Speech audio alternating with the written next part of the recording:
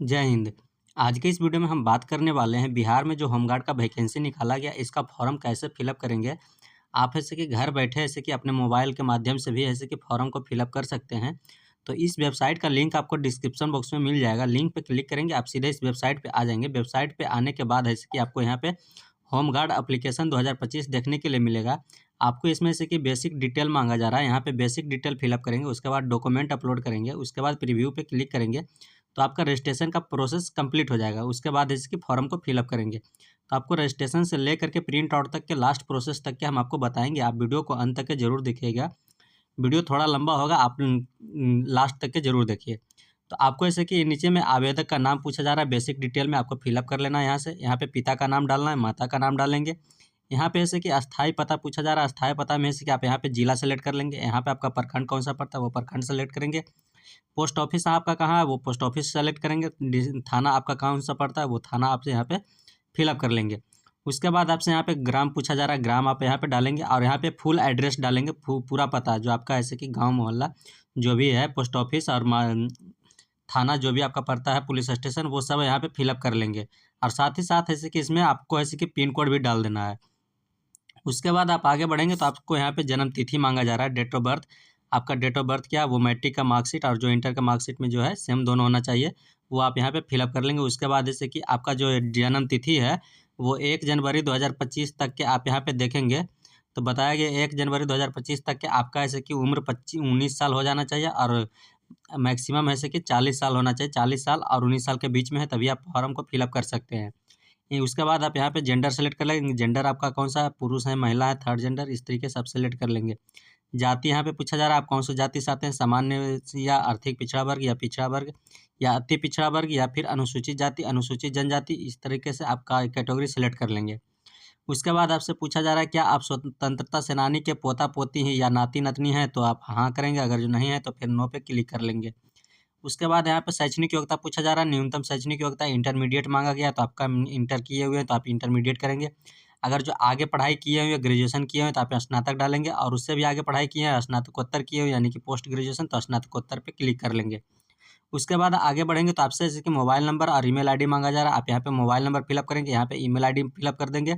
उसके बाद आपसे पूछा जा रहा है क्या आपके विरुद्ध कोई आपराधिक मुकदमा दर्ज है, तो आप यहाँ पे नहीं करेंगे। अगर जो हाँ पे क्लिक करेंगे तो आपका ऐसे कि सिलेक्शन नहीं हो पाएगा लास्ट में, क्योंकि मुकदमा दर्ज रहने पर सिलेक्शन नहीं हो पाएगा। उसके बाद आपको यहाँ पे पूछा जा रहा है पहचान चिन्ह, कटा छटे का निशान, आपको आइडेंटिफिकेशन मार्क्स लगाना है। अगर जो आपका फेस पे कहीं भी कटा हुआ है तो आप वहाँ पे फिलअप करेंगे। अगर जो तिल वगैरह है तो आप वो भी डाल सकते हैं।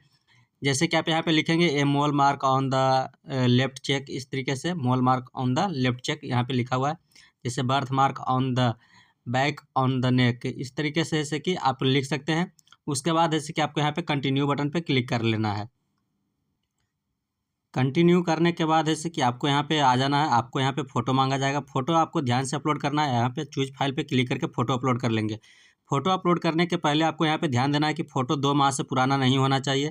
साथ ही साथ फ़ोटो बताएगा कि रंगीन फ़ोटो होना चाहिए जिस पर जन्म तिथि अंकित होना चाहिए, डेट ऑफ बर्थ अंकित होना चाहिए, ना कि आपका प्रजेंट डेट होना चाहिए कि कब का फ़ोटो है वो डेट नहीं चाहिए।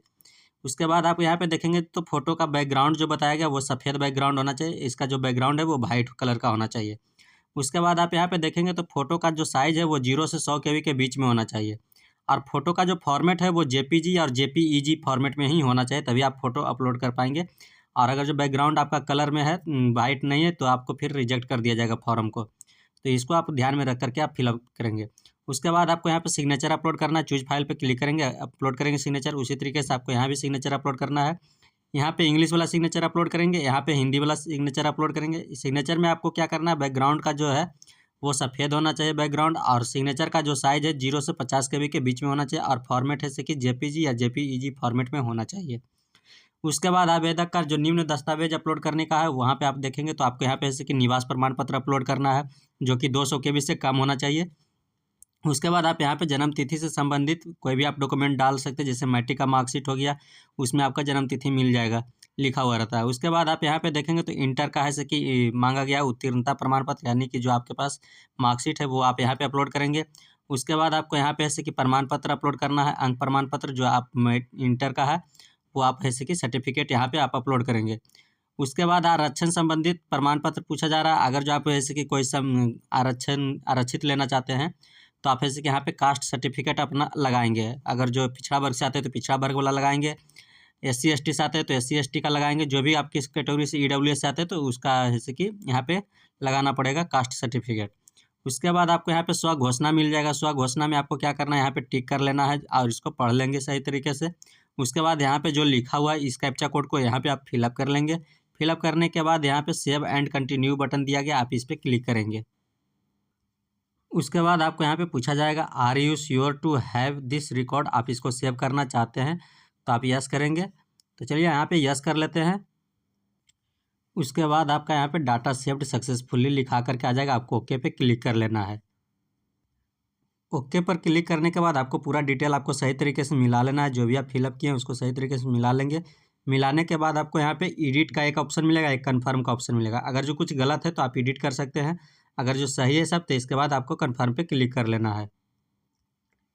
कन्फर्म पे जैसे ही क्लिक करेंगे फिर आपसे पूछेगा यहाँ पे are you sure to confirm the application, तो आपको यहाँ पे यस पे क्लिक कर लेना है। यस पर जैसे ही क्लिक करेंगे आपके जैसे कि मोबाइल नंबर पर जैसे कि 6 अंक का OTP जाएगा, आपको OTP डाल करके यहाँ पे वेरीफाई बटन पे क्लिक कर लेना है। उसके बाद आपको यहाँ पे OTP वेरीफाइड सक्सेसफुल लिखा जाएगा, यहाँ पे आपको ओके कर लेना है। ओके पे क्लिक करने के बाद आपको पेमेंट करने के लिए आएगा। पेमेंट का यहाँ पे आप नाम देख लेंगे, सब मिला लेंगे सही तरीके से। नाम आपका हो जाएगा, कास्ट यहाँ पे मिल जाएगा, आपका जेंडर यहाँ पे, mobile number, email ID, reference ID, आप इसको सही तरीके से मिला लेंगे। उसके बाद आपको यहाँ पे पेमेंट करना है। टोटल अमाउंट आपको यहाँ पे 200 रुपये लग रहा है। यहाँ पे मेक ए पेमेंट बटन पे क्लिक कर लेना है। पेमेंट करने के लिए आप यहाँ से पेमेंट का मोड सेलेक्ट कर लेंगे। आपका पेमेंट किस बेसिस पे करेंगे, आपको पेमेंट करने के बाद आपके यहाँ पे जैसे कि एप्लीकेशन सबमिटेड सक्सेसफुल का मैसेज आ जाएगा पॉपअप में। उसके बाद आपको यहाँ पे एप्लीकेशन नंबर देखने के लिए मिल जाएगा। उसके बाद आपका जो मोबाइल नंबर है उस पर जैसे कि एप्लीकेशन नंबर और साथ में पासवर्ड भी चला जाएगा। उसके बाद आपको यहाँ पे लॉगिन बटन पे क्लिक कर लेना है। उसके बाद फिर लॉगिन करेंगे तो लॉगिन कर जैसे ही तो आपके यहाँ पे जैसे कि ओल्ड पासवर्ड मांगा जाएगा और उसके बाद न्यू पासवर्ड पे मांगा जाएगा। फिर से आपको एक नया पासवर्ड क्रिएट करना है। उसके बाद आप यहाँ पे कंफर्म पासवर्ड बनाएंगे। उसके बाद सबमिट बटन पे क्लिक कर लेना है। पासवर्ड चेंज होने के बाद आप यहाँ पे मिलाएंगे तो आपका यहाँ पे एप्लीकेशन नंबर शो हो जाएगा। आपका डेट ऑफ बर्थ है, आपका फॉर्म फिलअप किए हैं, सबमिट किए हैं, वो आपको यहाँ पे शो हो जाएगा। पेमेंट डिटेल्स आपको यहाँ पे देखने के लिए मिल जाएगा टोटल। उसके बाद इसमें एडिट बटन पे क्लिक करके आप एडिट भी कर सकते हैं कुछ। उसके बाद आप मिला लेंगे। यहाँ पे टोटल फार्म है जैसे कि आपका यहाँ पे देखने के लिए मिल जाएगा प्रीव्यू।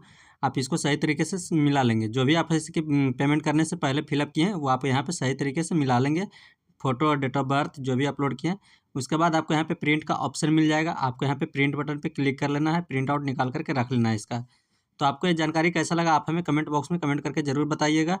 और हमारे चैनल पर नए हैं तो इस चैनल को सब्सक्राइब कीजिए और बेल नोटिफिकेशन को ऑन कीजिए, जिससे कि हर वीडियो सबसे पहले आप तक पहुँचता रहेगा। फिर मिलेंगे नेक्स्ट वीडियो में। जय हिंद।